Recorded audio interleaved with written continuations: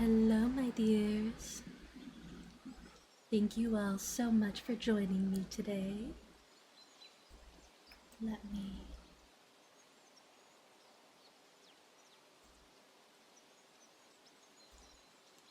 There we go.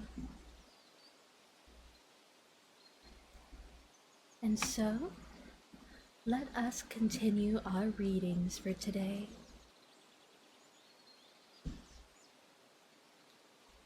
But, as always, let us continue by lighting some incense for a calming and relaxing area.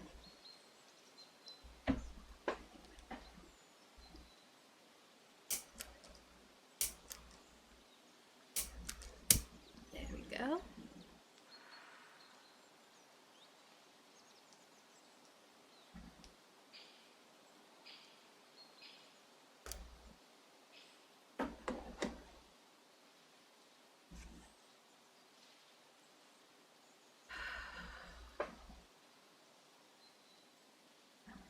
Perfect.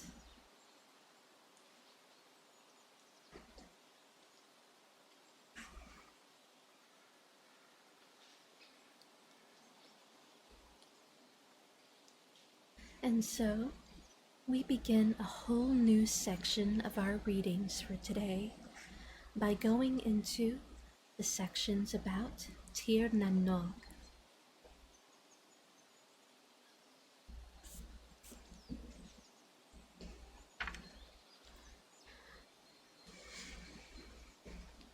There is a country called Tir na Nog, which means the country of the young, for age and death have not found it. Neither tears nor loud laughter have gone near it. The shadiest boscage covers it perpetually. One man has gone there and returned, the bard, Oisin, who wandered away on a white horse, moving on the surface of the foam with his fairy Nim, lived there 300 years, and then returned looking for his comrades. The moment his foot touched the earth, his 300 years fell on him, and he was bowed double, and his beard swept to the ground. He described his sojourn in the land of the youth to Patrick before he died. Since then, many have seen it in many places, some in the depths of lakes, and have heard rising therefrom a vague sound of bells. More have seen it far off on the horizon, as they peered out from the western cliffs. Not 3 years ago, a fisherman imagined that he saw it. It never appears unless to announce some national trouble.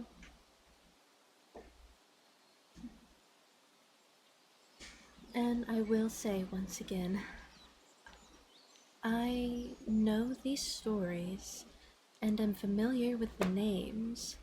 However, I've only ever read them, never heard them spoken aloud. So I do hope you could forgive me, as I will more than likely pronounce the names wrong, as is the perpetual issue with those who read many things, but have been not yet blessed and hearing the proper pronunciation of such things.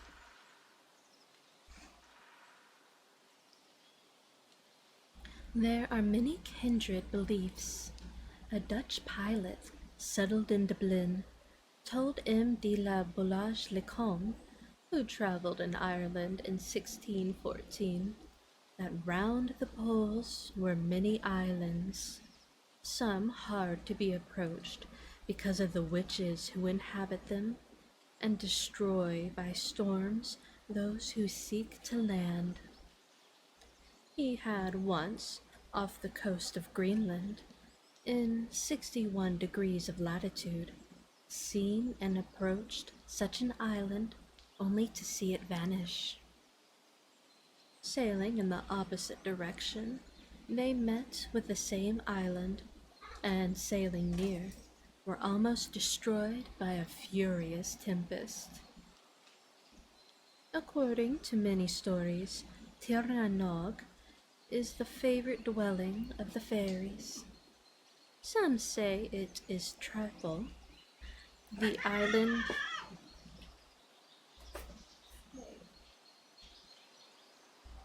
Oh, my cats.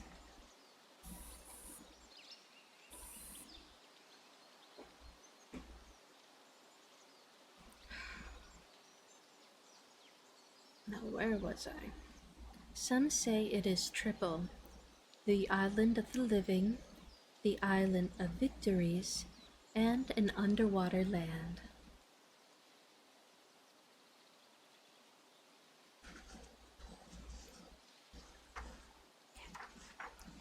Our first story within this section is called The Legend of O'Donoghue, attributed to T. Crofton Crocker.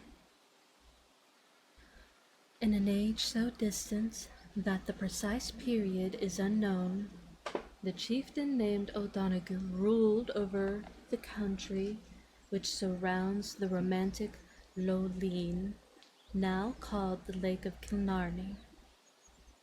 Wisdom, beneficence, and justice distinguished his reign, and the prosperity and happiness of his subjects were their natural results.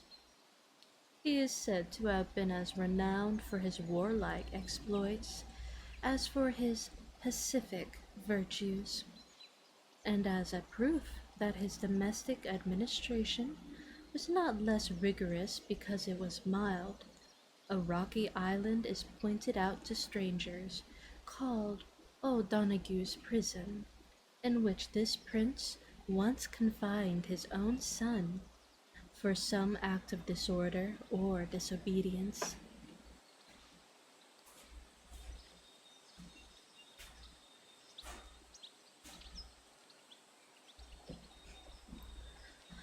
His end, for it cannot correctly be called his death, was singular and mysterious.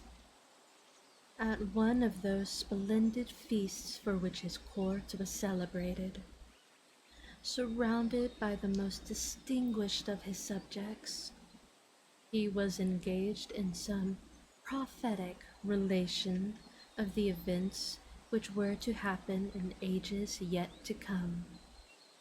His auditors listened, now wrapped in wonder, now fired with indignation, burning with shame, or melted into sorrow, as he faithfully detailed the heroism, the injuries, the crimes, and the miseries of their descendants. In the midst of his predictions, he slowly rose from his seat, advanced with a solemn, measured, and majestic tread to the shore of the lake, and walked forward composedly upon its unyielding surface. When he had nearly reached the center, he paused for a moment, then, turning round slowly, looked towards his friends, and waving his arms to them with the cheerful air of one taking a short farewell, disappeared from their view. The memory of the good old Donegal has been cherished by successive generations with affectionate reverence, and it is believed that at sunrise on every May Day morning, the anniversary of his departure, he revisits his ancient domains. A favored few only are in general permitted to see him, and this distinction is always an omen of good fortune to the beholders. When it is granted to many, it is a sure token of an abundant harvest, a blessing, the want of which during the prince's reign was never felt by his people.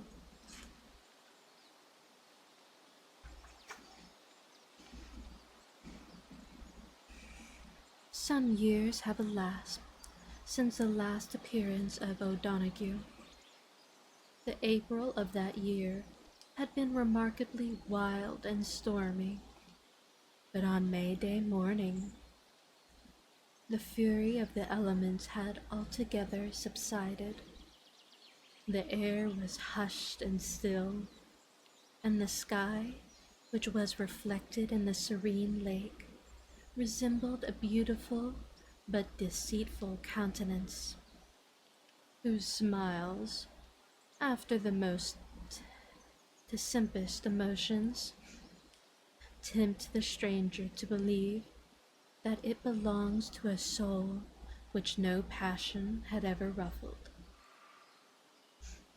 The first beams of the rising sun were just gilding the lofty summit of Glenna, when the waters near the eastern shore of the lake, suddenly and violently agitated, through all the rest of its surface lay smooth and as still as a tomb of polished marble.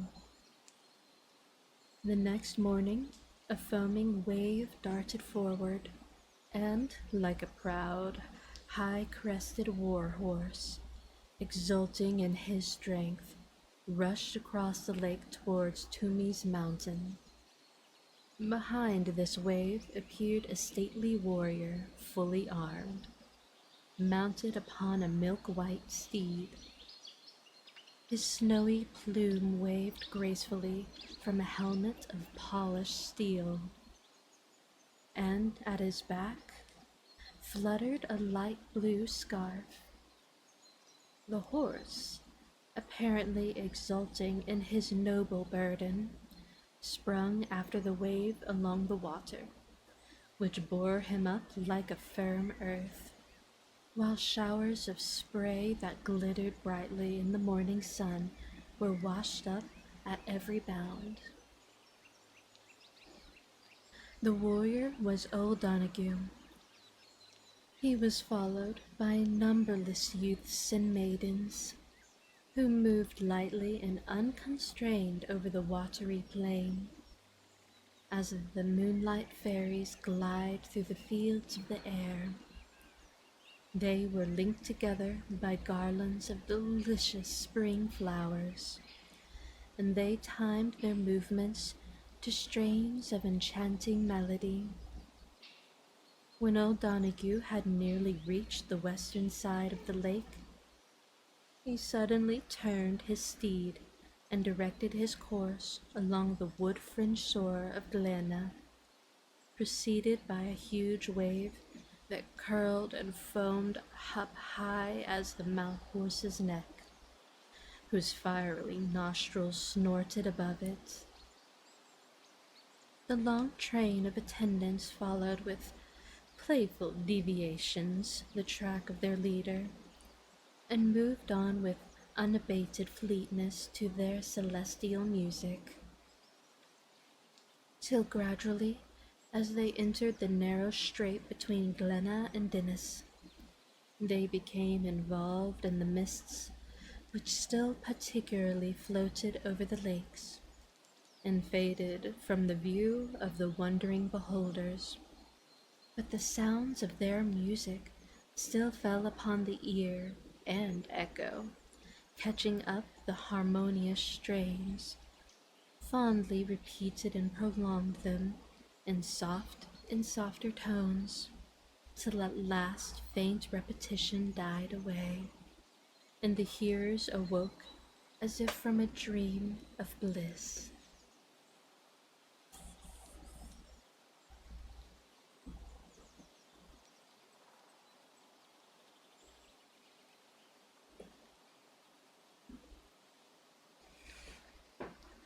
Our next story for today is titled Rent Day. And this story does not have anyone attributed to it. Oh, Ulagon, Ulagon, this is a wide world, but what will we do in it? Where will we go? Muttered Bill Doobie as he sat on a rock by the lake of Killarney. What will we do? Tomorrow's rent day, and Tim and driver swears if we don't pay our rent, he'll cant every ha'porth we have. And then, sure enough, there's Judy and myself, and the poor children will be turned out to starve on the high road. For the never a halfpenny of rent have I. Oh, hun, that ever I should live to see that day. And thus did Bill Doobie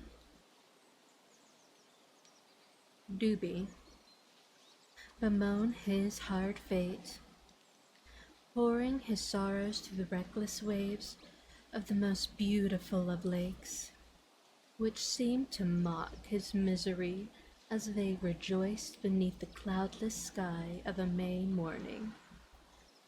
That lake glittered in sunlight, sprinkled with fairy isles of rocks and verdure, and bounded by giant hills of ever varying hues, might, with its magic beauty, charm all sadness but despair, for alas, how ill the scene that offers rest, and heart that cannot rest agree. Yet Bill Doobie was not so desolate as he supposed.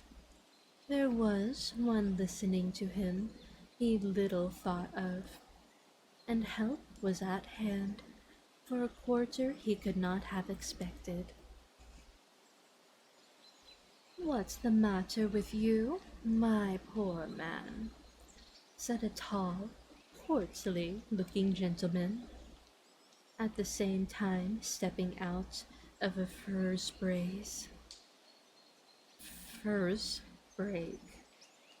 Now Bill was seated on a rock that commanded the view of a large field. Nothing in the field could be concealed from him, except this furze brake, which grew in a hollow near the margin of the lake. He was, therefore, not a little surprised at the gentleman's sudden appearance, and began to question whether the personages before him belonged to this world or not.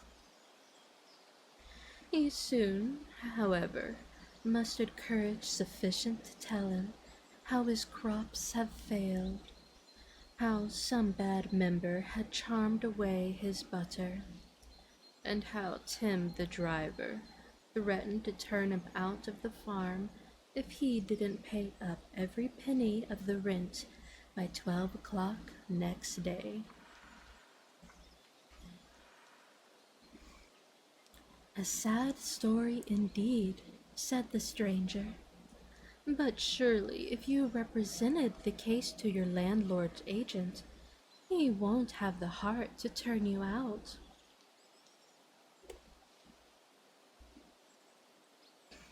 "Heart, your honor! Where would an agent get a heart?" exclaimed Bill. "I see your honor does not know him. Besides, he has an eye on the farm this long time for a forester of his own, so I expect no mercy at all, only to be turned out." "Take this, my poor fellow, take this," said the stranger, pouring a purse full of gold into Bill's old hat, which in his grief he flung on the ground.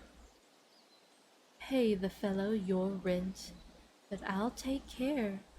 It shall do him no good. I remember the time when things went otherwise in this country, when I would have hung up such a fellow in the twinkling of an eye. These words were lost upon Bill, who was insensible to everything but the sight of the gold, and before he could unfix his gaze and lift up his head to pour out his 100,000 blessings, the stranger was gone. The bewildered peasant looked around in search of his benefactor, and at last he thought he saw him riding on a white horse a long way off on the lake.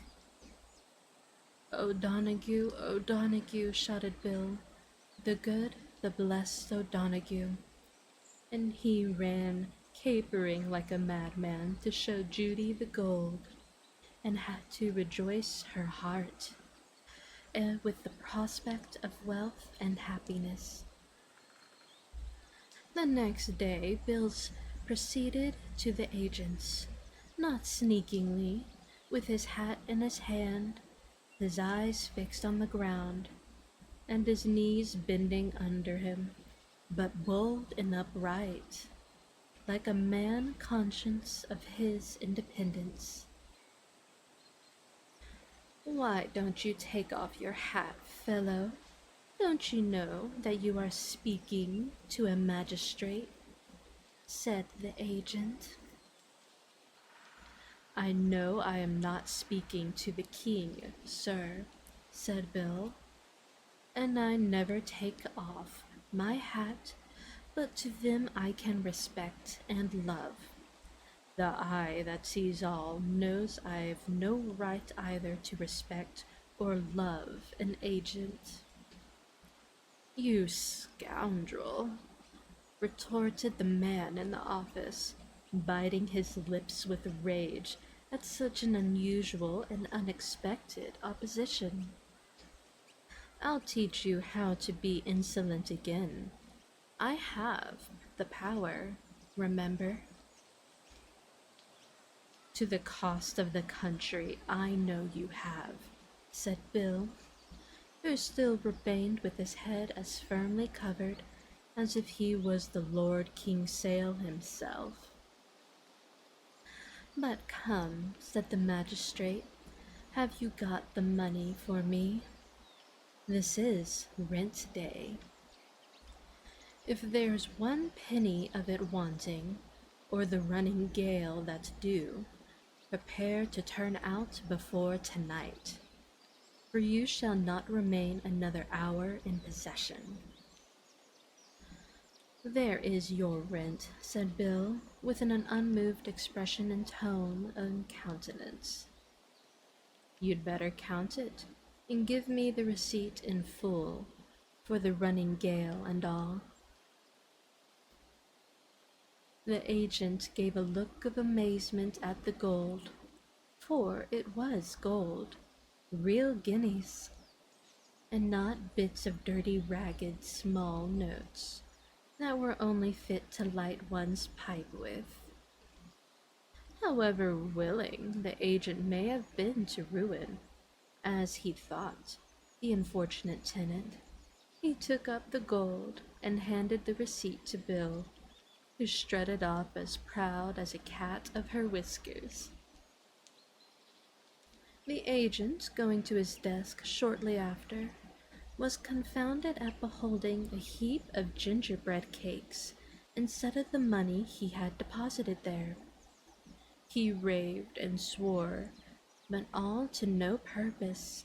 The gold had become gingerbread cakes, just marked like the Guinness, with the king's head, and Bill had the receipt in his pocket, so he saw there was no use in saying anything about the affair, as he would only get laughed at for his pains. From that hour, Bill Doobie grew rich, all of his undertakings prospered, and he often blesses the day he met with O'Donoghue.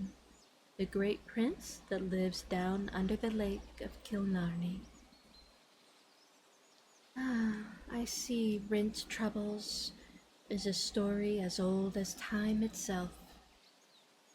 The poor dear. And what a noble hero to step in and save someone from being turned out. If only there were more in the world who would be so willing. There's so many with the power to change the lives of so many who do not,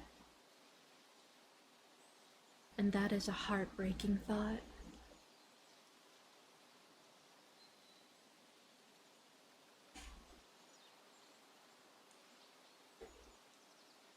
But our next story for today is the legend of Low Gur, attributed to T. Crofton Crocker. Larry Cotter had a small farm on one side of Low Gur that was thriving in it, where he was an industrious, proper sort of man, who would have lived quietly and soberly to the end of his days, but for the misfortune that came upon him, and you shall hear how this was. He had as nice a bit of meadowland down by the waterside as ever a man could wish for, but its growth was spoiled entirely on him, and no one could tell how. One year after the other, it was all ruined just in the same way. The bounds were well made up, and not a stone of them disturbed. Neither could his neighbor's cattle have been guilty for the trespass, for they were fettered. But however it was done, the grass of the meadow was destroyed, which was a great loss to Larry. "What in the wide world shall I do?" said Larry Cotter to his neighbor Tom Welch, who was a very decent sort of man himself. "That bit of meadowland, which I am paying the great rent for, is doing nothing at all to make it for me, and the times are bitterly bad, without the help of that to make them worse." "'Tis true for you, Larry," replied Welsh. "The times are bitter bad, no doubt of that. But it may be if you were to watch by night, you might make out all about it. Sure, there's Mick and Terry, my two boys, will watch with you. For 'tis a thousand pities any honest man like you should be ruined in such a scheming way." Accordingly, the following night, Larry Cotter, with Welch's two sons, took their station in the corner of the meadow. It was just at the full of the moon, which was shining beautifully down upon the lake, that was as calm all over the sky itself. Not a cloud was there to be seen anywhere, nor a sound to be heard, but the cry of the corn creeks answering one another across the water. "Boys, boys," said Larry, "look there, look there! But for your lives don't make a bit of noise, nor stir a step till I say the word." They looked and saw a great fat cow, followed by 7 milk-white heifers, moving on the smooth surface of the lake toward the meadow. "'Tis not Tim Dwyer's, the piper's cow, anyway, that danced all the flesh off her bones," whispered Mick to his brother. "Now, boys," said Larry Cotter, when he saw the fine cow and her 7 white heifers fairly in the meadow. Get between them and the lake if you can, and no matter who they belong to, we'll just put them into the pound." But the cow must have overheard Larry speaking, and down she went in a great hurry to the bank of the lake, and into it with her before all their eyes. Away made the 7 heifers after her, but the boys got down to the bank before them, and work enough they had to drive them up from the lake to Larry Cotter.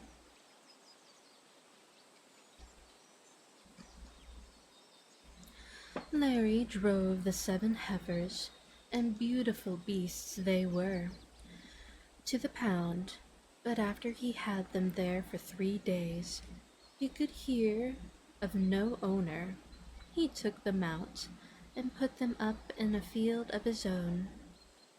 There he kept them, and they were mighty thriving well with him, until one night the gate of the field was left open, and in the morning the 7 heifers were gone. Larry could not get any account of them after, and beyond all doubt it was back into the lake they went.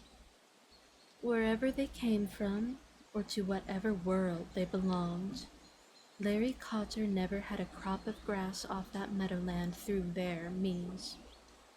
So he took to the drink, fairly out of the grief, and it was the drink that killed him, they say. Now that is a heartbreaking story. Just an innocent man who just had some troubles.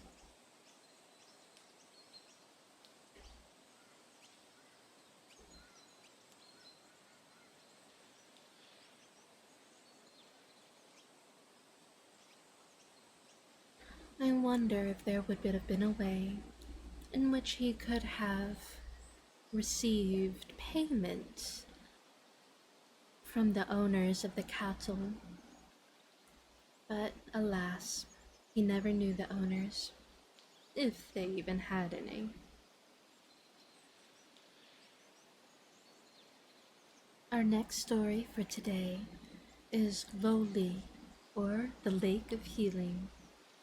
And this story is attributed to being from Dublin and London magazine in 1825. "Do you see that bit of a lake?" said my companion, turning his eyes towards the acclivity that overhung the Lake of Healing. "Troth, and as little as you think of it, and as ugly as it looks with its weeds and its flags, it is the most famous one in all of Ireland. Young and old, rich and poor, far and near, have come to that lake to get cured of all kinds of scurvy and sores. The Lord kept us our limbs whole and sound, for it's a sorrowful thing to not have use of them. 'Twas but last week we had a great grand Frenchman out here, and though he had come upon crutches, faith, he went home sound as a bell. And well, he paid Billy Riley for curing him." "And pray, how did Billy Riley cure him?" "Oh, well enough. He took his long pole, dipped it down to the bottom of the lake, and brought up onto the top of it as much plaster as would do for 1,000 sores." "What kind of plaster?" "What kind of plaster? Why, black plaster, to be sure. For isn't the bottom of the lake filled with a kind of black mud which cures all in the world?" "Then it ought to be a famous lake indeed." "Famous, and so it is, my friend," replied my companion. But it isn't for the cures, neither that it is famous. For sure, it doesn't all the world know. There is a fine, beautiful city at the bottom of it, where the good people live, just like Christians. Truth. It is the truth, I tell you. For Seamus Assanemead saw it all when he followed his dun cow that was stolen. Who stole her? I'll tell you all about it. Seamus, the poor gossoon, who lived on the brow of the hill in a cabin with his old mother. They lived by the hook and by the crook, one way and another, in the best way they could. They had a bit of ground that gave him the pretty, and the little dun cow that gave him the drop of milk, and, considering how times go, they weren't badly off, for Seamus was a handy gossoon to boot, and while minding the cow, cut heath and made brooms, which his mother sold on the market day, and brought home the bit of tobacco, the grain of salt, and other knick-knacks which the poor body can't do well without. Please, my darlings, do not dabble in tobacco, addictive substances in general. And yes, that could mean even coffee if you have too much of it.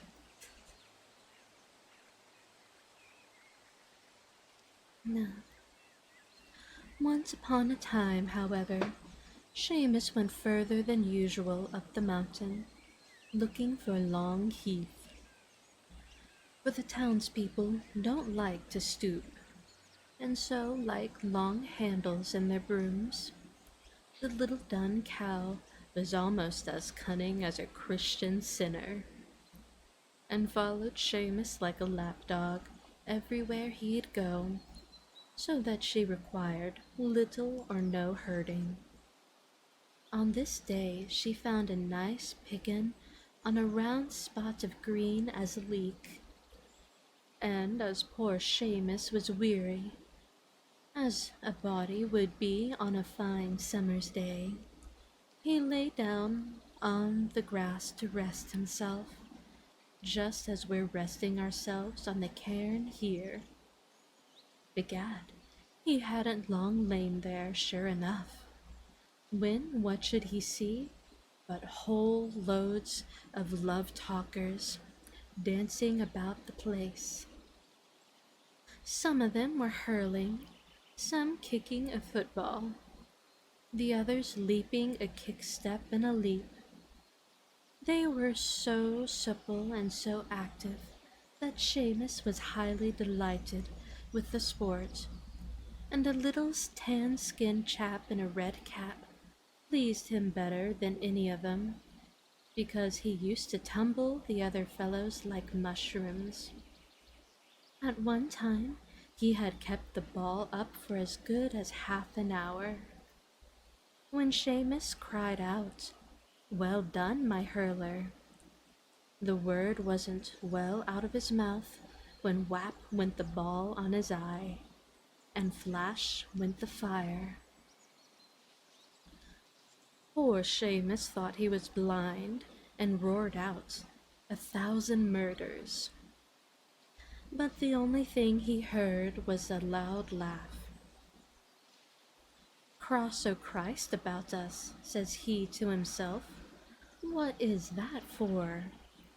And after rubbing his eyes, they came to a little, and he could see the sun and the sky, and by the by, he could see everything but his cow and the mischievous gancorners.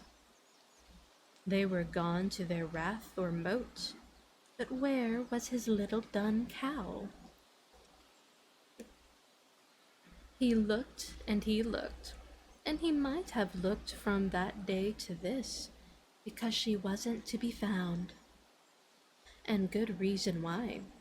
The Gancorners took her away with them. Seamus Sneed, however, didn't think so, but ran home to his mother.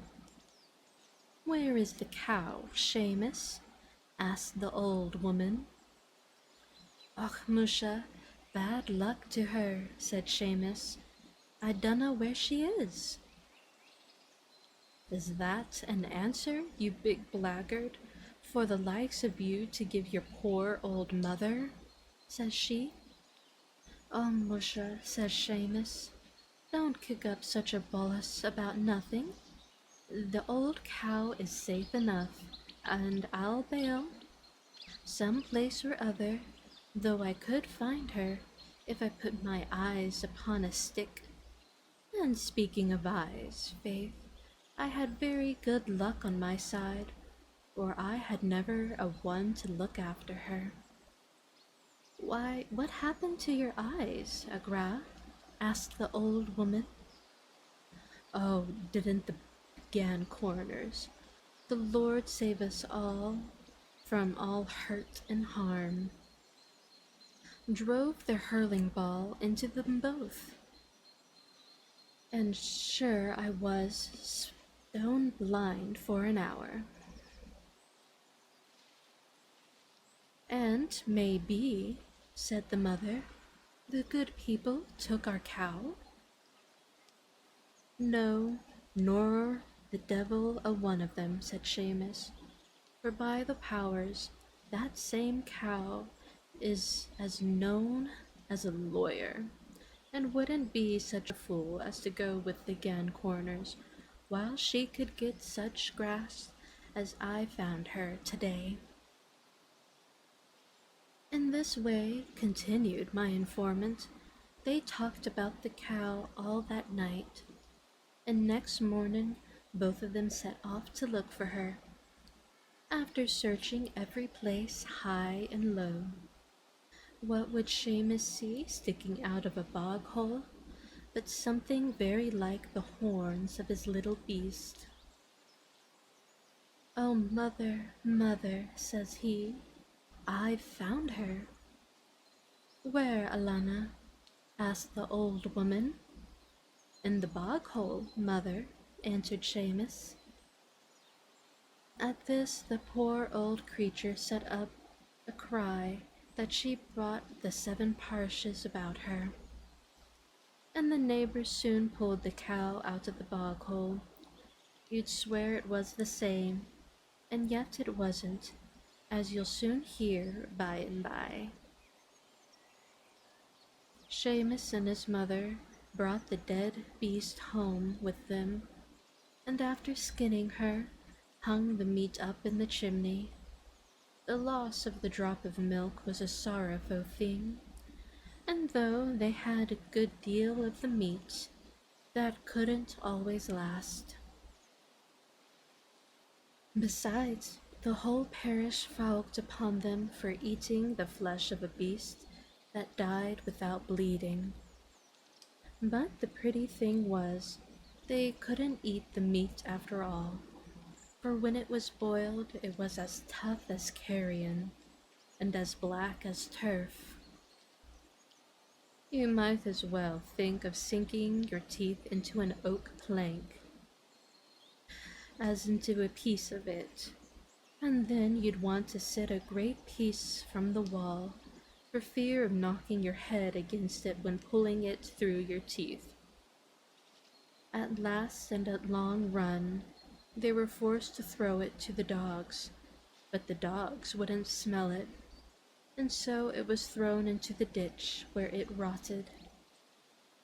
The misfortune cost poor Seamus many a salty tear, for he was now obliged to work twice as hard as before, and be out cutting heath on the mountain late and early. One day he was passing by this cairn with a load of brooms on his back, when what should he see but the little dun cow and 2 red-heads fellows herding her. That's my mother's cow, said Seamus the Sneed. No, it is not, said one of the chaps. But I say it is, said Seamus, throwing the brooms on the ground and seizing the cow by the horns. At that the red fellows drove her fast as they could to a steep place, and with one leap she bounced over, with Seamus stuck fast to her horns. They made only one splash in the low, and when the waters closed over them, they sunk to the bottom. Just as Seamus Sneed thought this was all over with him, he found himself before a most elegant palace built with jewels and all manner of fine stones. Though his eyes were dazzled with the splendor of the place, faith, he had no sense enough not to let go of his holt. But in spite of all they could do, he held his little cow by the horns. He was asked into the palace, but wouldn't go.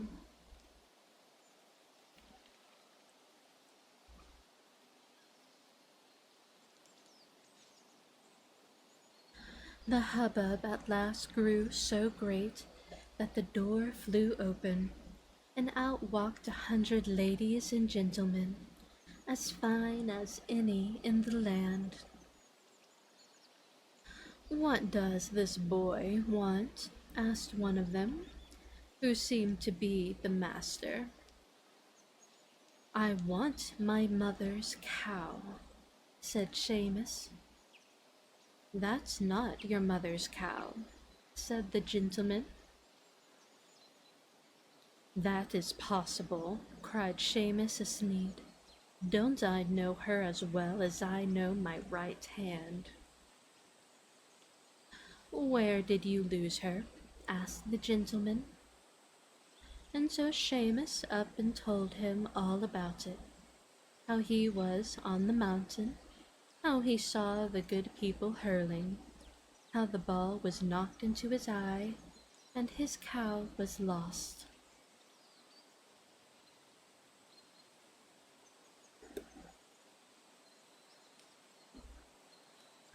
"I believe you are right," said the gentleman, pulling out his purse, "and here is the price of 20 cows for you."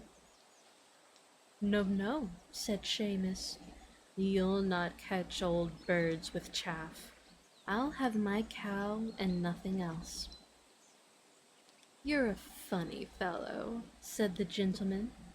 "Stop here and live in a palace." "I'd rather live with my mother."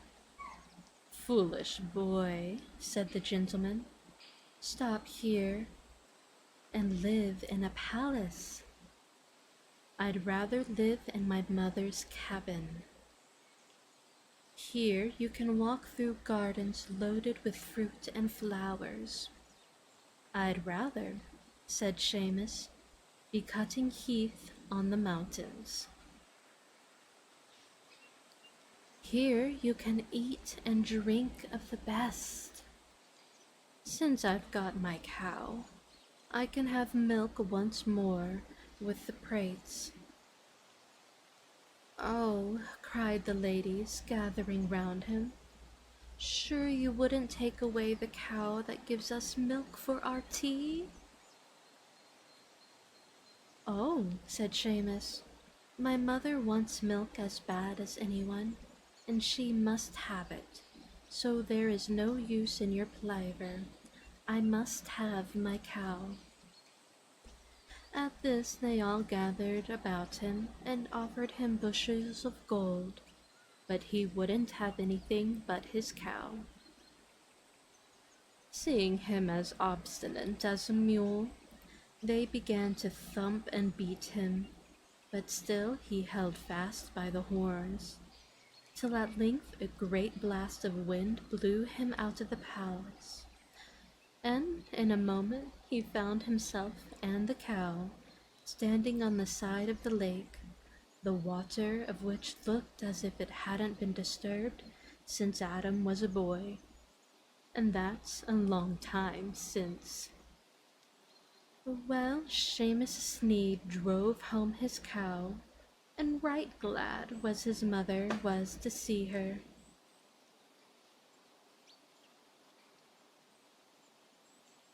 But the moment she said, "God bless the beast," she sunk down like a breaking of a turf rick. That was the end of Seamus Sneed's dun cow. "And sure," continued my companion, standing up, "it is now time for me to look after my brown cow, and God send the Gamquarters haven't taken her." Of this I assured him there could be no fear, and so we parted. Poor little thing. I do wonder if it would have been better to accept the payment.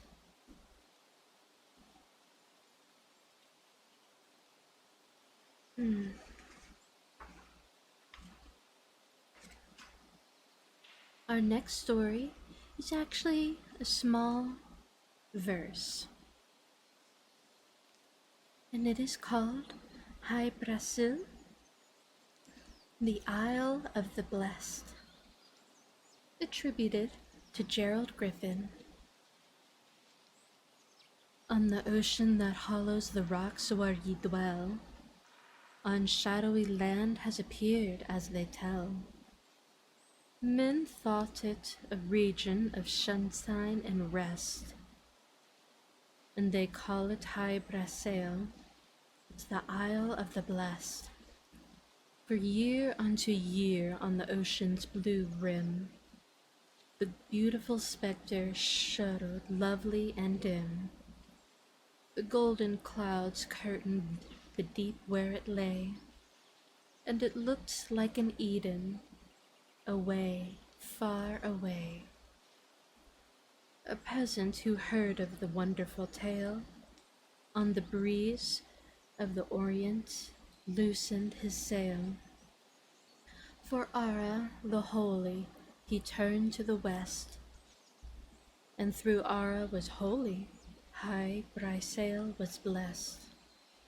He heard not the voices that called from the shore, he heard not the rising wind's menacing roar. Home, kindred, and safety he left on that day, and he sped to Hy Brasil, away, far away.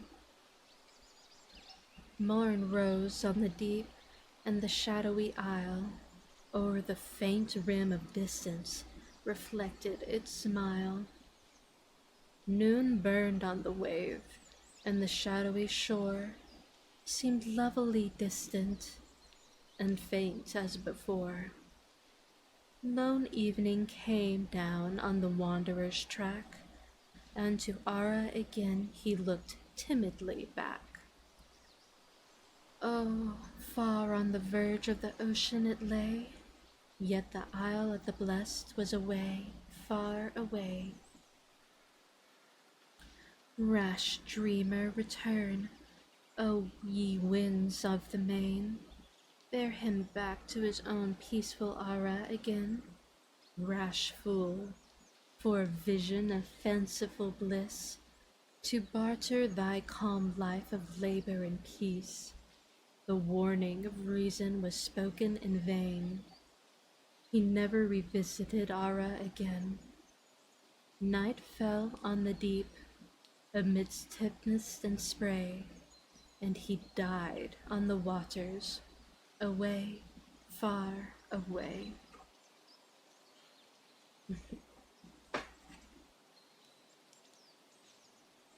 And with that, my darlings, comes the end of our reading hour. I do thank you all so much for joining me today, and I do hope that you meet me again in a couple hours as I begin to play Dragon Age Origins again. I just really wanted to play it again today. But until next time we meet, my dears, I hope you all have a wonderful day. So, ta-ta, and fare thee well.